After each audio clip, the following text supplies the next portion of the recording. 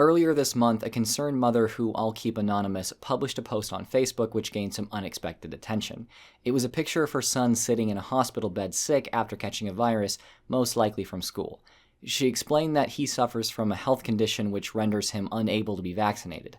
In the post, she adamantly demands that all children who are able be vaccinated so that those like her son are safer from infectious disease. Apparently, this is provocative. The pro-vaccine crowd boosted the post to over 6,000 likes in just 3 days. Meanwhile, anti-vaxxers shared the post in their private groups and eventually overwhelmed the comment section. There were over 20,000 comments in 72 hours. I'm not kidding. I thought you guys would be interested to explore the comment section and the groups these people came from, so let's take a look. Doesn't vax her kids and claims anti-vaxxers are all to blame. Wait, what? So there's this little thing called being immunocompromised, which basically means that your immune system can't handle being vaccinated. I've actually been immunocompromised at one point in my life. So what that means is that we should all get vaccinated so we can build herd immunity so that those people aren't at risk. Okay, here's a pro-vaccine comment. Anti-vaxxers are the real bigots. They think they know it all and try to change your mind by chanting untruths. The person below them says, "Nah, bro, that's you." And I just have to say, bravo. That's a perfect comeback. I couldn't have come up with something better myself if I tried. You sound like you may have been vaccine injured and have some brain damage. Oh my God. You decided you can't vaccinate your children, so you blame other parents who decided they can't vaccinate theirs either and tell them it's not their choice. Shaking my, oh my, why would you say something like that? That is ridiculously insensitive. Oh, the original poster said, "I didn't decide, his doctors did." I mean, I kind of think that this mom has these commenters handled. All right, let's take a look at some of the groups that these people came from. I was able to track some of these down. The first group is one where you come in and talk to like-minded people and apparently try to use as little actual medicine as possible and follow the recommendations of the people in the group. I mean, sounds like a sound strategy for living your life as healthy as possible, right? My 19-year-old son has a parasite and is down to 107 pounds. That sounds really serious. You should probably go to your doctor. Let's see if anybody says that. Oh, look, someone said, "Okay, always see a doctor just to be sure." That's nice. Someone's a voice of reason in here. Oh, further up here, also enemas, organic coffee, or colloidal silver enemas. Just why? No. Please, if you have parasites, do not put anything into your anus, please. Why does the coffee have to be organic? Wait a minute. Okay, so wouldn't non-organic coffee with pesticides actually kill the parasites in your gut better? That makes no sense. What if shouldn't they be like, "Oh, you should use the worst genetically modified stuff you can with the most Roundup as possible and spray that up there, and that'll definitely make the parasites die out." I mean, that makes a lot more sense, right? Like, why would it be organic coffee? Oh, nice. Our entire family does a cleanse once a year. And here is an essential oil, a link to an essential oil on Amazon. You guys know how much I just love essential oils, right? They're great for everything. I mean, especially pissing me off. Does anyone take this? Cancer survivor ×2 at 52, looking for ways to improve my immune system. Oh my God. Okay. This extract is basically something that's marketed by David Avocado Wolf himself. It's from this mushroom, which we know from David that apparently mushrooms come from space, so it must be great. From Healthy Holistic Living, Sacrificial Virgins, a must-see film about young girls being severely damaged by HPV Gardasil vaccines. Jesus Christ. So are they proposing that this is intentional? I mean, I know that some people like to propose that apparently the testing ground for vaccines is just the general public. Like, I mean, it's not volunteers or anything like that. Any ideas on pain in my kidneys? Lemons juice. All right, our next one is it's a parenting group. And yeah, so they're looking at natural remedies and things for kids. So this is going to be encouraging, right? At what point do you have to go to the doctors or take medicine for a sinus infection? First comment on here, I'd have to be near death to go to the doctor. Jesus. I mean, I'm really hoping that you don't end up near death, because I wonder whether or not you'd actually go to a doctor at that point. That is truly terrifying. This isn't a parent group, so obviously this person has kids. I fear for their safety, to say the very least. Oh my God. Husband, are you still not wearing deodorant? Me, that is correct.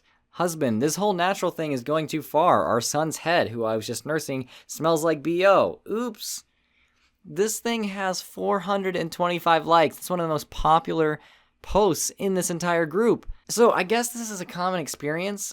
I mean, you can probably be all natural without smelling, right? If your ideas about health are making it to where you actually have BO so badly that it's rubbing off on other people, you might want to rethink your entire life.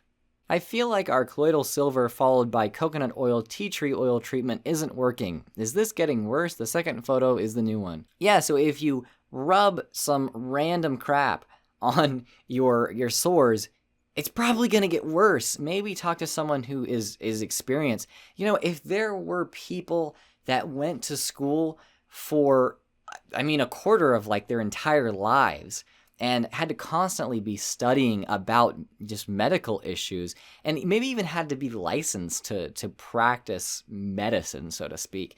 And if you could get their advice on this, that would just be great. But unfortunately, no people like that even exist, right? Okay, now on to arguably the worst group in here that any of these anti-vaxxers came from.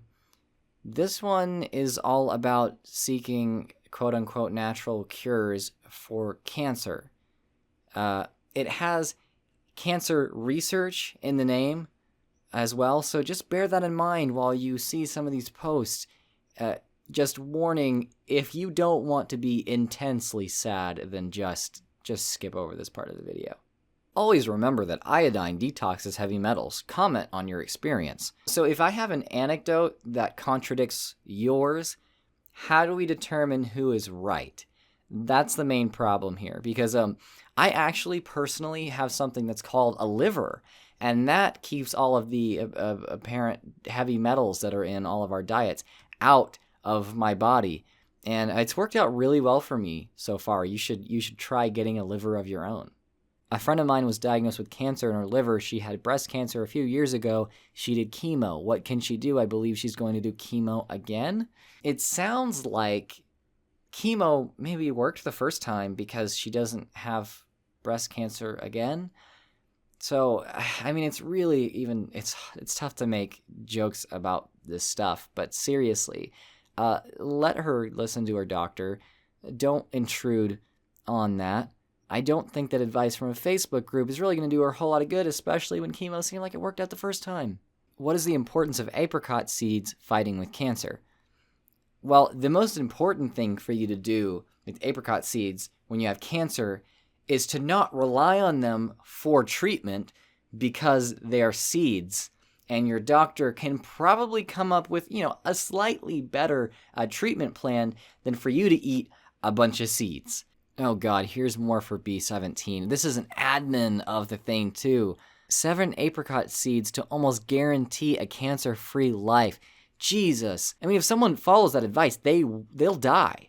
That's just horrible. Here's another thing for B17. The bitter almond tree was banned in America in 1995 because it's the highest source of B17, which prevents and treats cancer. Still trust your government? Okay, was the bitter almond tree actually banned in America in 1995? Let's look that up. Bitter almond tree banned. Let's go to Snopes here. It seems like an obvious first thing, not that I always trust Snopes. Bitter almond trees haven't been banned in the United States since 1995. The FDA has only cracked down on people peddling bitter almond derivatives as a cancer cure. Huh. Okay, we won't check into this. I just want to say that while scrolling through this, I have noticed a lot of links to articles and YouTube videos that say something like, miracle plant kills 98% of cancer cells in 16 hours. Okay, the thing is that if that actually happened, even if the government was suppressing that, we would know that so quickly because people would start to use it, and the cancer industry would just die out because it'd be so easy to actually get it. The government is not coordinated enough to make it to where people literally can't grow plants in their backyards. That's absolutely ridiculous. That's why we know that no plant is curing cancer out there. It's just not possible for that to actually be suppressed like that. Oh my God. All viruses are man-made. All viruses have patents. What the hell is this? We have evidence of ancient viruses that have existed. We can look back in our DNA, and there's evidence of ancient viruses at work on like any organism that we actually have DNA for. Just know this. I'm gonna have to call it a day because this is too much. Okay, it's time for me to get on my soapbox because I obviously have a few problems with what we've been looking at. First off, the terrible ideas and misinformation these people are sharing affects their children. I looked at this in the first place because of a Facebook post where people were arguing over the healthcare of a child. Now, I've heard people say that parents who treat their kids with bogus remedies don't love their children, but I don't buy into that. I just think they're woefully misguided. Something I said about faith healing in the past applies here too. Such a belief system is truly so twisted that it can take the love of a parent for their child and mutate it into actions which lead directly to their child's death. As funny and ridiculous as some of these posts may be, we have to remember that these issues are sometimes matters of life and death for the most vulnerable people in our lives. When parents buy into conspiracy theories surrounding medicine and public health issues, they subsequently care for their children less effectively. But it doesn't stop there. As the post we started out with showed, unvaccinated kids can be a risk to those around them. Your bad health decisions don't just affect you, they affect your family and mine. Ironically, a lot of parents who buy into alternative medicine because they're trying to avoid bogus treatments sold through targeted propaganda literally just believe what they do because they've been taken advantage of by snake oil salesmen. The same people who say they're skeptical of conventional medicine and think Big Pharma is just trying to sell them vaccines to make money think that David Avocado Wolf is a reliable source of information and use his bogus supplements. They're being sold the idea that they're being taken advantage of for money by the people who are actually taking advantage of them. The core issue here is not simple ignorance. It goes far beyond that. What we're seeing is the result of targeted, malicious misinformation. Yes, we need to fight against charlatans taking advantage of these people. We do need to counter bad information with good information, and we do need to raise our standards for public education. Even more than that, we need to promote critical thinking skills which inoculate us against the gullibility that charlatans feed upon. Unfortunately, I think that a certain degree of gullibility comes naturally to most people, so this is a bit of an uphill battle. Here's what I propose. Misinformation spreads easily through social media, but I don't see any reason why good information can't spread through the same channels. I mean, that's why my channel exists. Let's be polite but consistent in sharing that information and exemplify good critical thinking skills among our friends and family. The vaccine issue, or any issue of public health for that matter, is not just a legal issue or a scientific issue. It's a cultural one. So all of you guys, get out there, find some ridiculous claims, and respectfully challenge them the best you can. Hopefully you'll find at least a few things to laugh at along the way. Thanks for watching. I've been Drew of Genetically Modified Skeptic. Praise be unto Adam, my top patron and personal Lord and Savior, for making this video possible. Go ahead and subscribe to my channel, check out my Patreon, follow me on Twitter at GMSkeptic, and until next time, stay skeptical.